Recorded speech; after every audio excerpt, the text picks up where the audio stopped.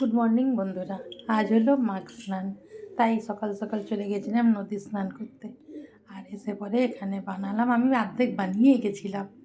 আর এই যে এসে পরে একটু শুধু পেঁয়াজ দিলাম আমাদের খিচুড়িটাতে। তো কী বানিয়ে গেছিলাম, বানিয়েছিলাম এখানে নিরামিষে খিচুড়ি,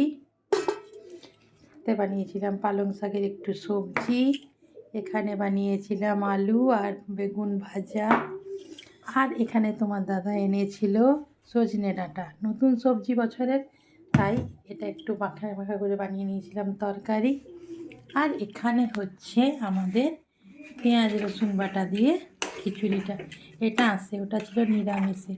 তো এই হয়ে গেল আজ আমার দুপুরের রান্না। যদি আমার ভিডিওটা তোমাদের ভালো লাগে তাহলে লাইক করো, সাবস্ক্রাইব করো প্লিজ। দেখা হচ্ছে নেক্সট ভিডিওতে। Bye bye. দেখো কি সুন্দর খিচুড়ির ধোঁয়া উঠছে। Bye bye.